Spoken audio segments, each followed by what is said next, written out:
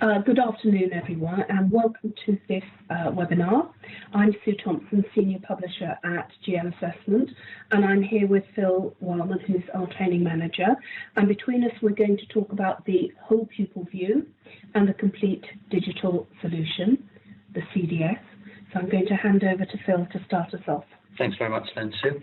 Yes, if I could just begin by taking us through the whole pupil view. I believe that's really important because it sets into context the whole idea of packages of assessment and the kind of data that we can draw from them to actually have maximum impact with the students, the pupils themselves.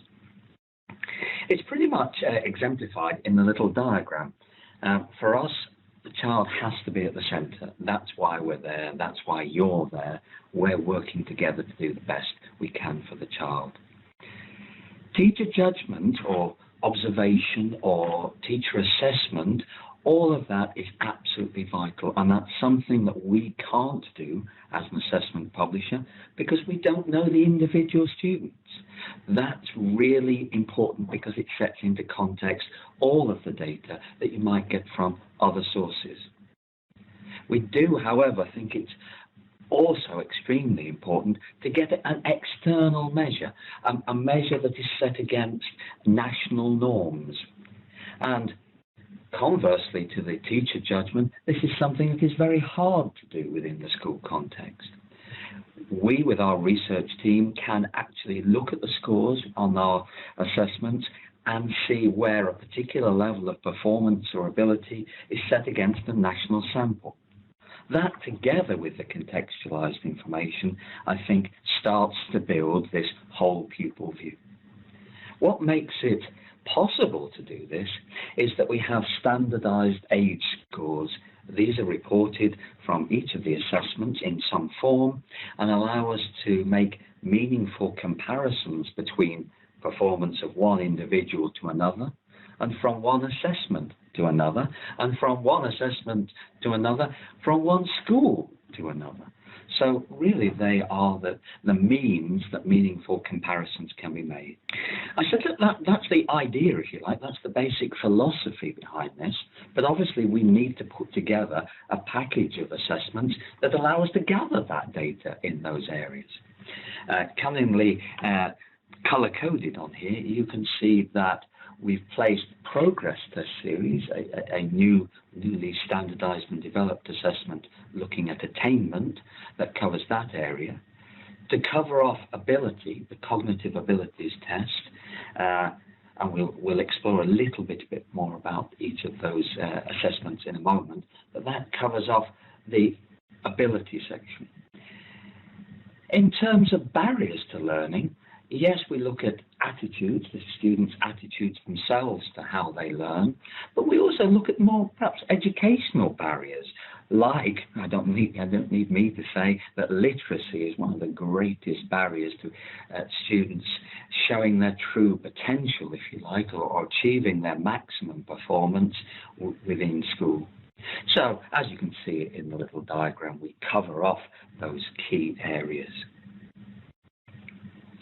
Pretty much central to this idea is that we can look at ability to give us an external idea of perhaps where a benchmark, if you like, of where other students with similar ability levels are performing. And we can look at how an individual is currently performing and where there's a discrepancy, and particularly where that's a downward discrepancy, that gives us a very clear indication of perhaps underachievement. It doesn't give us the straight answer to that.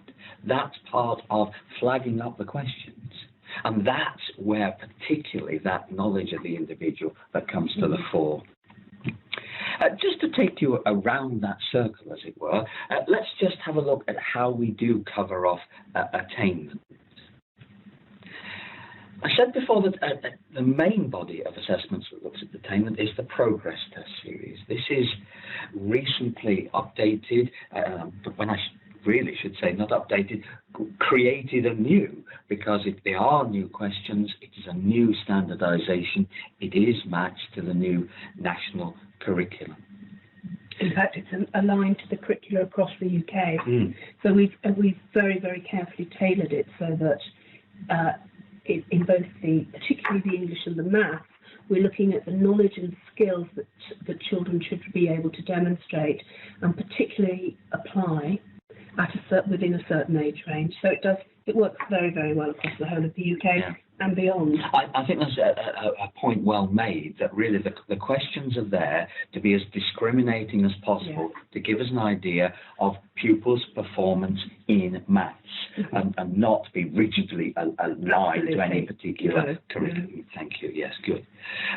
New group reading test, I flagged up initially as a way of getting an idea of where perhaps literacy problems can arise, and that's wearing its kind of barriers hat.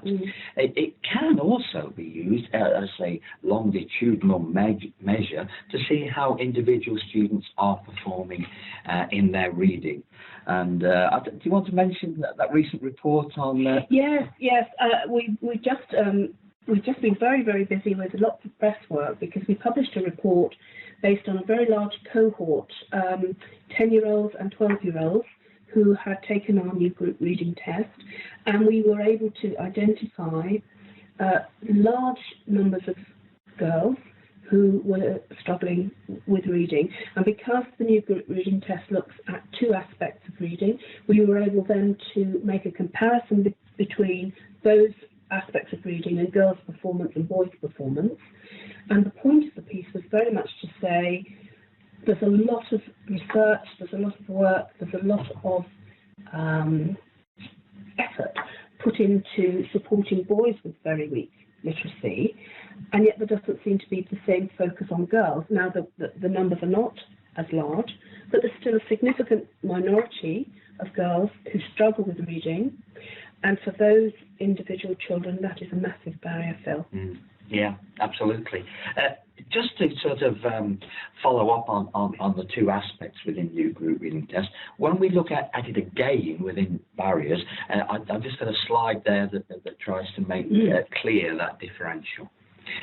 In terms of ability, I mentioned that it is the CAT4 test. This is again, recently updated, changed to reflect a particular change in emphasis within non-verbal to look more explicitly at spatial reasoning. We've had a lot of evidence, particularly out of the US, showing correlations between the more able, given that they are more able, but particularly within spatial reasoning, how that's linked to later life success, particularly in the STEM subjects. That's science, technology, engineering, and maths. And at this point, I can see Sue's waiting to jump in to say STEAM, because we have to have art in there as well.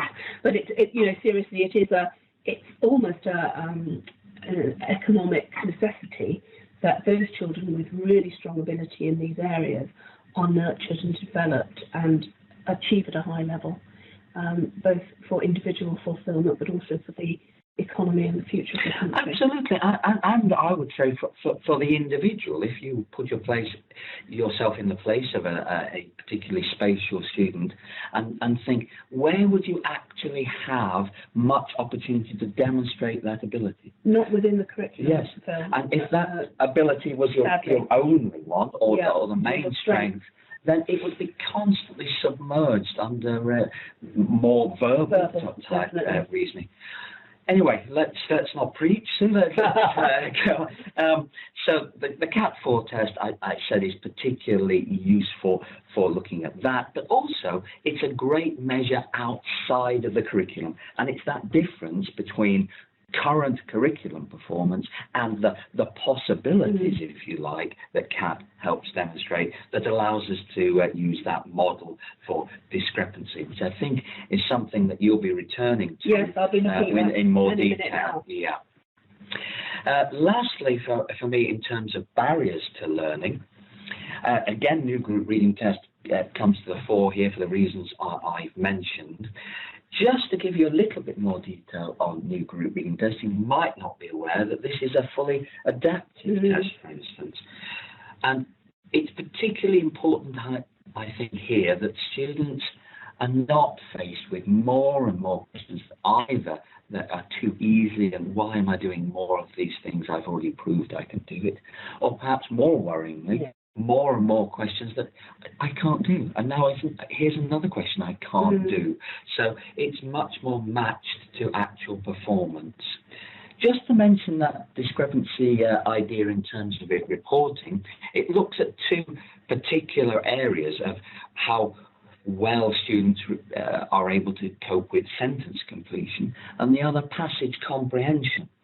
And that's shown in this kind of diagram here, that very much for normal or proper reading, you need not only to be able to decode it, if you like, to bark at the print, to actually be able to mechanistically read, but you need to understand what you've read. So having those two scores separately allows much more drilling down into the kind of problem students have. And we do make a recommendation if there's a gap of more than 2 stay lines in those two sections, that depending on where the score lies, you may well want to investigate a little bit further.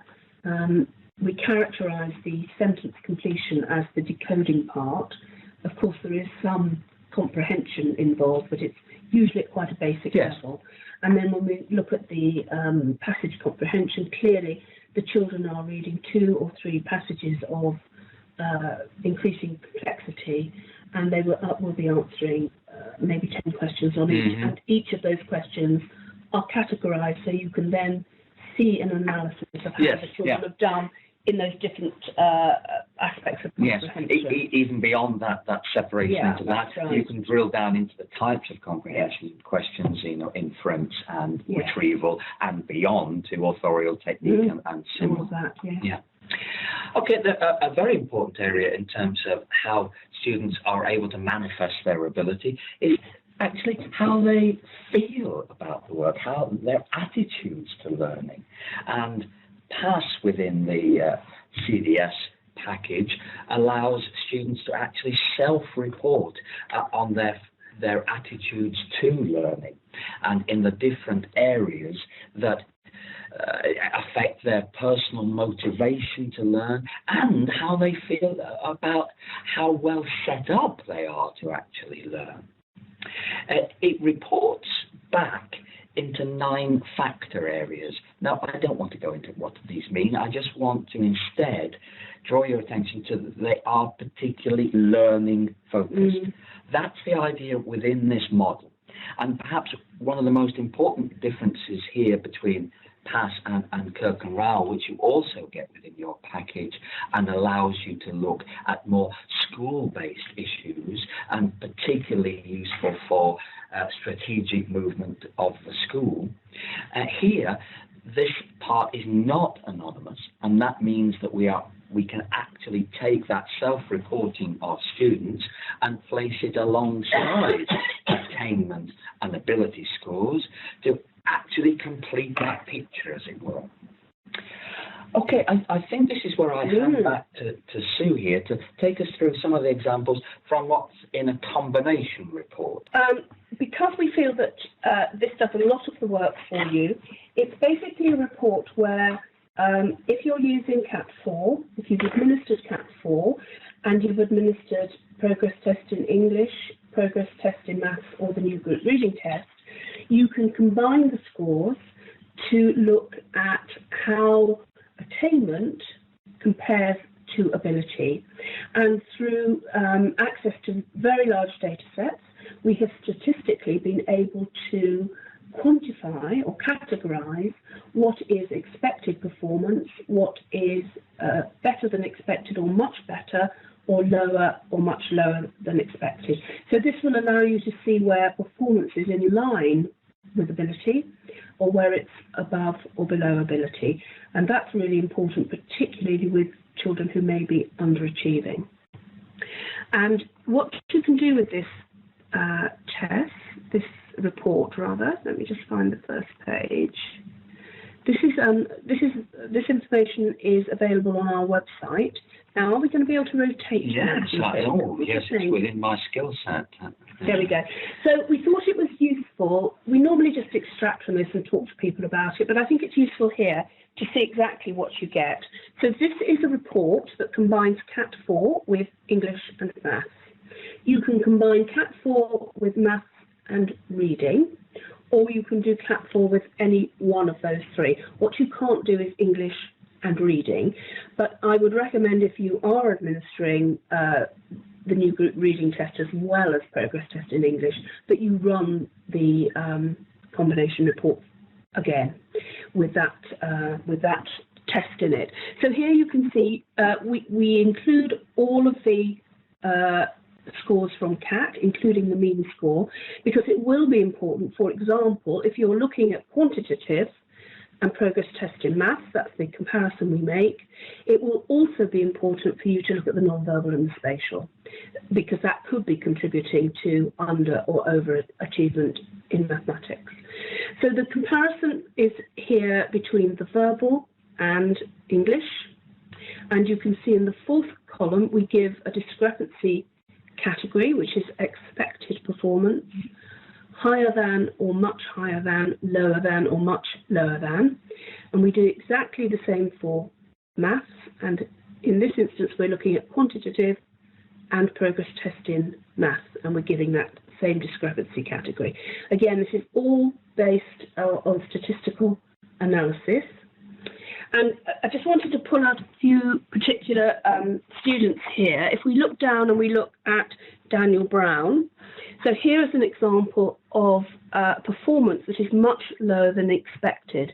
So Daniel has 110 in his verbal and 93 in his progress test in English. Now, what I'm not going to show you, but what I can tell you, is that Daniel was also administered the new group reading test, and he had a very good score of 122, which is actually higher than his verbal score on CAT would suggest. If we think about what's in progress test in English, which may be the inhibiting factor, clearly there's that whole section on English skills. Yeah. So if I was his teacher, that's the first thing I would do. I would go back to my progress test in English report, look at the score for English skills. If that is low, then we know there's an issue here in the technical aspects of English, and Daniel will need some support there. Generally, for reading, for comprehension, he may well be performing reasonably well. In terms of his new group reading test, he's above average, so we may not need to be worried about that. Yeah, that's quite clear. Yeah. There's a more extreme example. If we look down to Joshua Brown, again, this score of 130, that puts him in, what, the top 5% of children nationally? Beyond. For verbal, is it as high as 2%? I'm not sure. It's probably somewhere around 4%. Yeah, easily. Whereas he's got 93 for his progress test in English, which, is within the average. Am I looking at the right one? Yes. 93. That's within the average range, but clearly with a verbal reasoning score that is so high, that English score should be better. Now, Joshua's NGRT is at 104.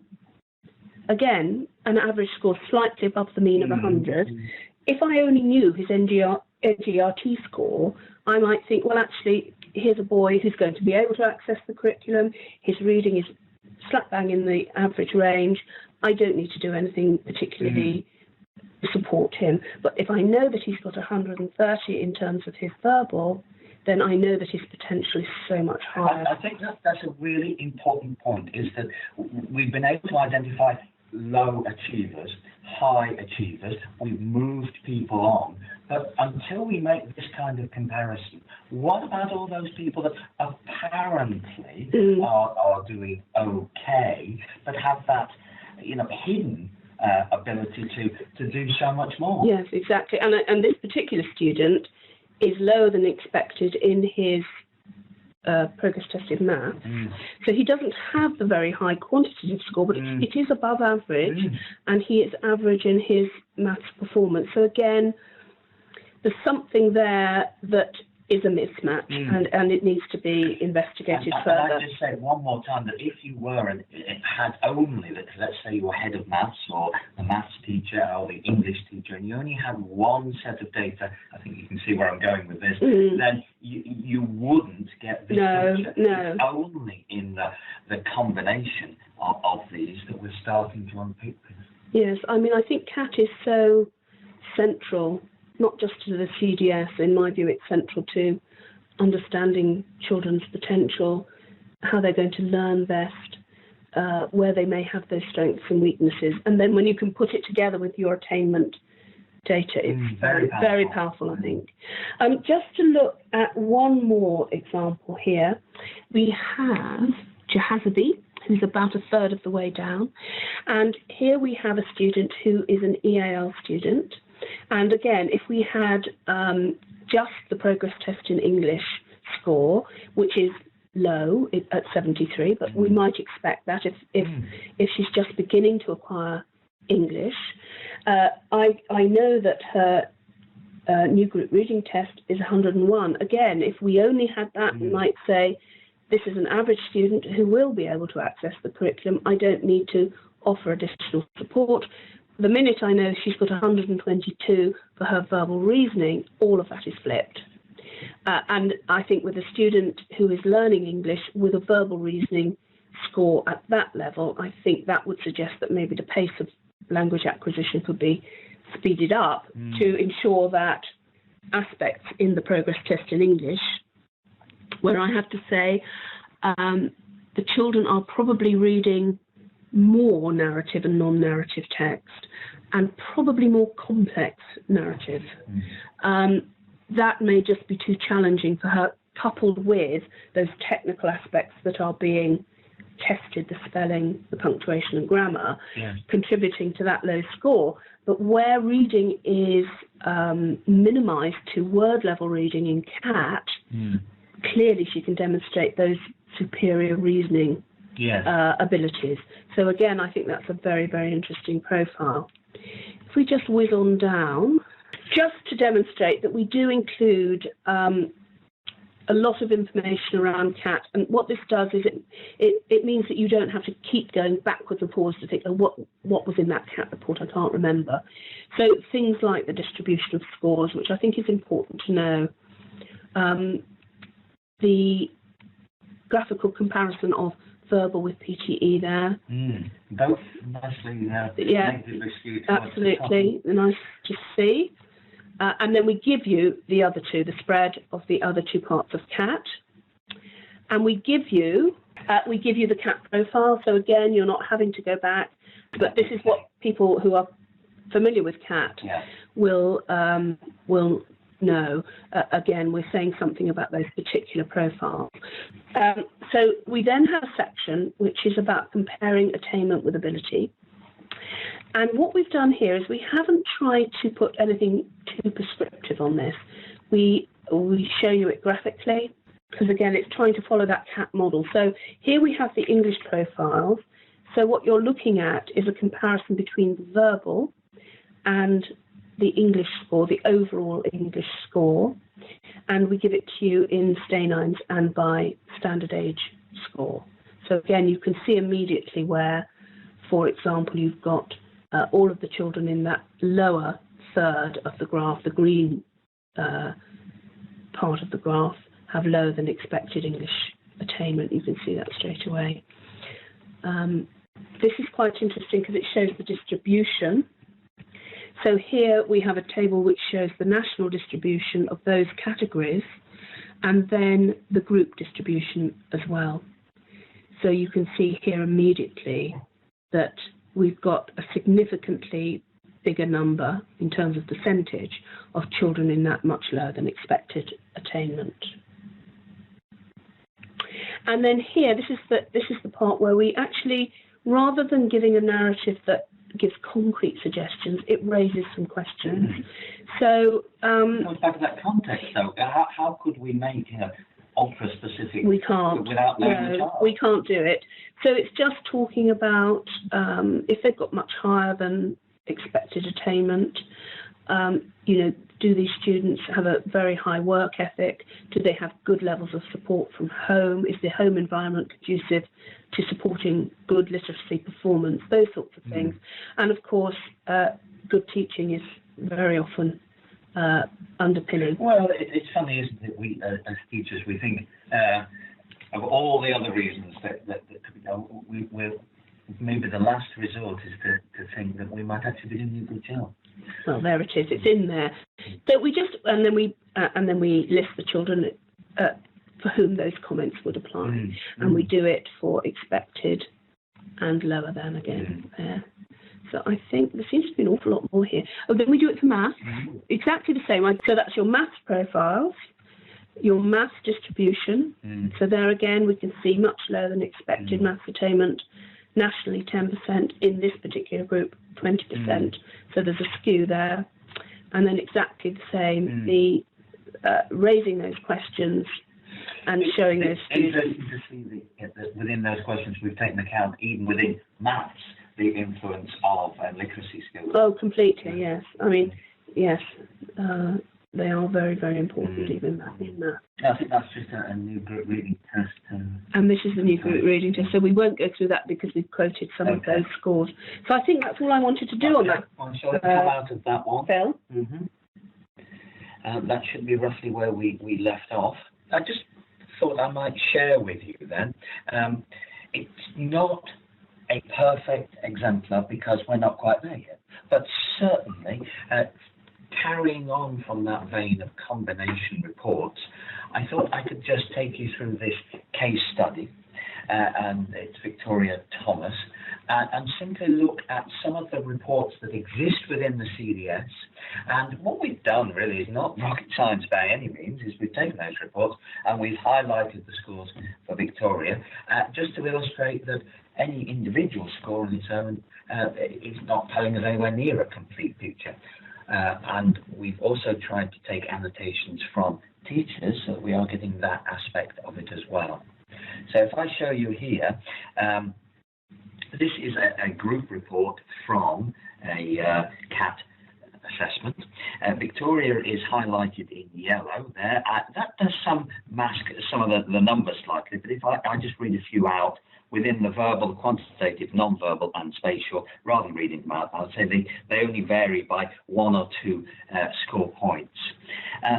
Often with the standardized age scale, teachers don't always think that 111, 112 is that high. It's only a little bit above the average. Actually, all scores away from that 100 become very different to the average. And in fact, those scores would be roughly the top 25% of the population. Right. Yeah, they would be. So again, if we think, if I knew nothing else, this appears to indicate, and it's more pronounced on their individual report, that they are an able girl without a particular bias, both either to spatial or verbal, or we saw in the other columns, in quantitative or non-verbal. And if we then go on to look at progress test maths, and again, this time perhaps if we imagine that we are the maths teacher, Victoria Thomas, a score of 113. Well, just thinking of maths, that's a good score. In fact, it's about the top 20% of the population. And we might be quite pleased with that. Obviously, that we would investigate further to see what the gaps were in the hedge, as it were, so that we could fill those moving forward, and that we could make sure we were doing the best to advance her. But we wouldn't be having any major, perhaps, concerns just based on that. And if I were just the English teacher, this is Victoria again, and she's about halfway down there, and her score, standardised score this time, is 101. Well, that is pretty much average for UK level of performance in English for her age group, and that's borne out by the NPR, or National Percentile Rank, which pretty much says that she's done as well or better than 53% of the population, and a chance to try out my maths here, and done less well than about 47% of the population. And just looking with that as that might, well, we very much believe it would reflect the performance of Victoria within maths. So if I knew nothing, I beg your pardon, if I'm confusing myself, within English, and if I knew nothing more, I would think, that truly reflects what's going on in the classroom. If I knew the maths score, that's what I was trying to get at, if I knew the maths scores as well, I would be able to see, the same girl is performing quite differently within maths. Yeah. And if both of those teachers were aware of that ability indicator, where the performance would be expected to be in the top 25% or better, this would immediately stand out, not as a young lady that was perhaps within that middle grey area, but actually was somebody that perhaps wasn't performing to her ability in English. Got it right that time. I think, a teacher looking at this is going to be immediately concerned with those students who are, we've got some here with scores of 84, 76, 87, whatever their ability through CAT, you're going to be concerned with those students. That's what you do. You identify underperformers, but it's also about every child. Exactly. It's progress. I mean, I'm not one to always bandy around Ofsted, but one of the things Ofsted has been quite consistent about is that it should be about individuals' progress. We could argue that other things in place don't always support that, but that has been a message. But you can support children using CAT and absolutely. Definitely. Just to finish that sort of circle, this is a class report for Victoria, and this time the numbers are pretty much hidden because you can't colour coding, but trust me if I say that key areas that come from this is her feeling in what's called preparedness for learning. That's an extremely low score, and in her perceptions of herself as a learner. So it's confidence. It's absolutely, she doesn't feel that in some ways that she is engaging fully with that curriculum, that she's able to do that. When further investigation was done with the new group reading test, here we can see for Victoria at these scores that far from being in the top 25% in terms of ability, now in terms of her reading, she's absolutely symmetrically reversed to being within the bottom 25%. Now, here the annotation talks about dyslexia. I don't think it's wrong to talk about dyslexia here. It's just that this is a very top level. There are lots of things we need to do, including absolutely talking to herself and her teachers and doing further investigation. But it wouldn't be outside the realms of possibility that if those kind of tendencies hadn't been identified, they would negatively impact on your confidence. They would show up more within the English than the maths. So I think it is an extreme, but of course it's an extreme because we use it to clearly show how that data, if we are able to gather it all together for an individual like this and talk it through, they can tell quite a story. Yep.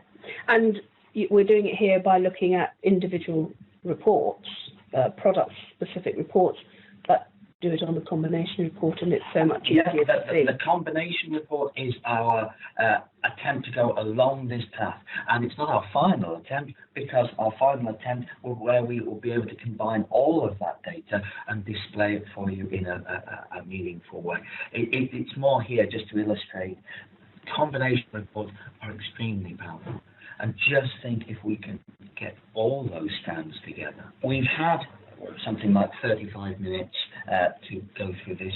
You know that the CBS is a huge package of assessments, and the data produced is rich and varied, and 35 minutes doesn't do it justice.